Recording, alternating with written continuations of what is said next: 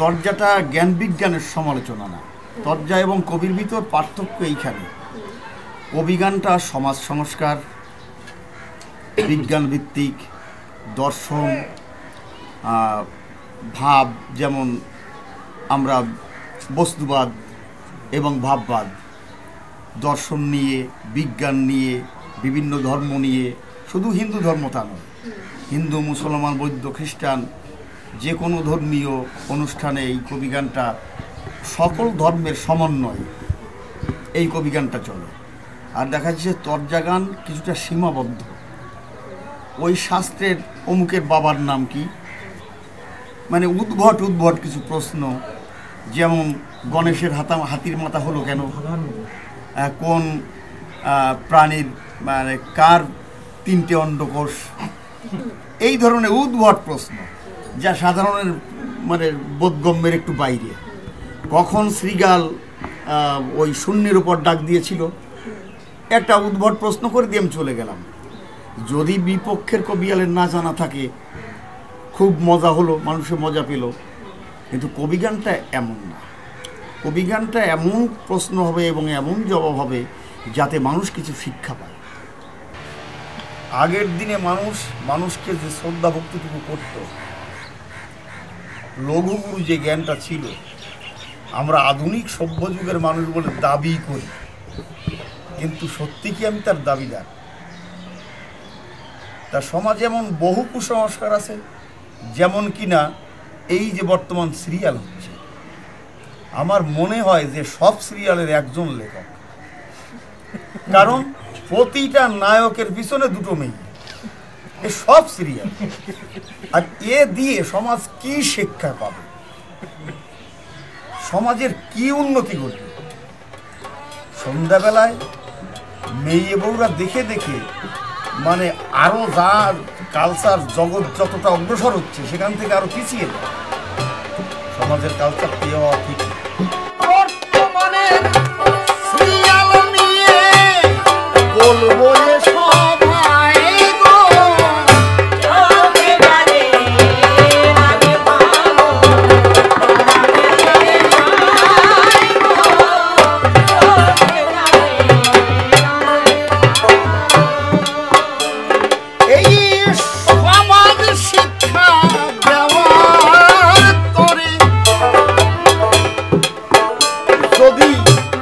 গো, শিক্ষা না থাকে তার ভিতরে, তাহলে অযথা সময় নষ্ট করে বলো তাতে কি কাজ হয় গো?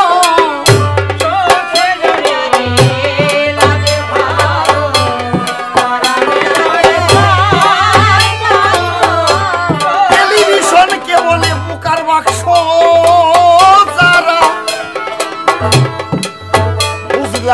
সত্য কথা বলছে তারা। বর্তমান নাটকের ধারায় মানুষ মূর্খ হয়ে রয়ে গো। দেখো সমাজে যা হচ্ছে ঘরে ঘরে, তাই সিরিয়ালের মাধ্যমে প্রকাশ করে, যাতে মনের মলিনতা যায় গো দূরে, এছাড়া কিছু নয় গো। সমাজে কেউ কি ভালো মানুষ কেউ নাই, তুমি কি বলতে হতাই?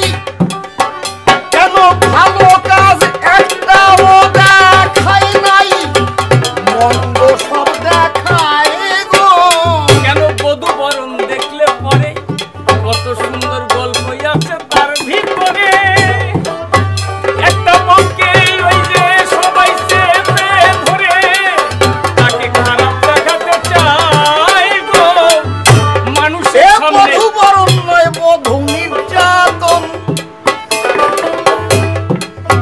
শত কষ্ট শিকার শুধু করে সেজন, কিন্তু সেখানে তার দরদি নাই কোনো জন, তাই তো দেখা যায় গো। কেন শাশুড়ি তার সাপোর্ট করিল, সব জায়গা থেকে তাকে বাঁচাইল, আজকে সকল লোকে বলে ওই যে মনটা কত ভালো, এ তোমার চোখে কেন পড়ে না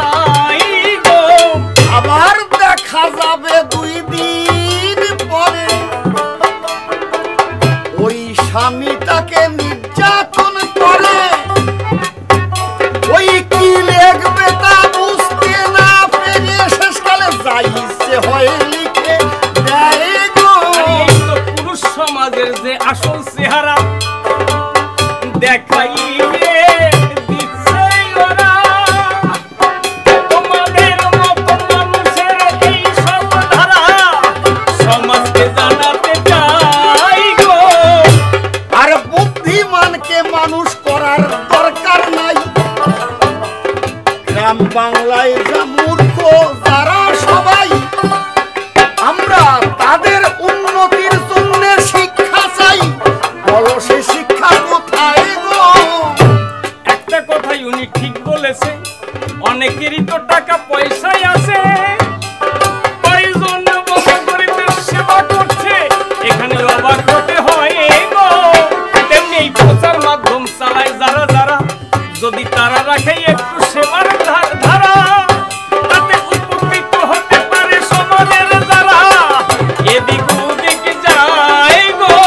এমনি ভাবে দ্বন্দ্ব যদি করি দুজনা, এই দ্বন্দ্ব কোনোদিন শেষ হবার না। চিরকালে এই দ্বন্দ্ব আমাদের রবে, এই জন্য অন্তরে দেখি আসি ভেবে। আজকে আমার কিন্তু আছে কবি গান, এইখানে যদি আমাদের ঘটে ব্যবধান, তাহলে জবাব দেওয়ার ভাষা আমাদের নাই। এই জন্যে সংক্ষেপে এখন শেষ করিতে চাই। দেখো আধুনিক আর পৌরাণিক এক ঠিকই হলে তবে জানি সুন্দরভাবে জগৎখানি চলে। কাউকে ছাড়া কেউ কিন্তু চলতে পারে না, নারী পুরুষ ছাড়া পরিপূরক হতে পারে না। একে অপরের পরিপূরক বলিয়ে সবাইকে সামঞ্জস্য মেনে চলতে হয়, তবে জানি জগতে শান্তি আসতে পারে। এই নিবেদন জানাই আমি তোমার ওই যে ধারে। এই জগতে বৈজ্ঞানিক আছেন যারা যারা, সারা জীবন দিয়ে কত আবিষ্কার করেন তারা, সেই আবিষ্কারে আমাদের কত উপকার হয়। সাধুরা যারা আছে এই না ধরায়, কুসংস্কার ছেড়ে দিয়ে যদি ভালোবাসে, যদি তাদের তত্ত্ব নিয়ে মানুষের কাছে আসে, উভয়ের সম্মেলনে আনন্দিত হবে। এই জগতের মানুষ সবাই সঠিক পথ পাবে। তবে ভিন্ন কথা বলে দরকার কিছু নাই, গান গাইতে যাবে আমার এই যে দাদা ভাই, ওখানে জানি ওই দেরি হলে পরে কত কথা তাদের শুনতে হতে পারে। এই জন্য মনে মনে করি ভাবনা, এই পর্যন্ত রেখে দিলাম আজকে আর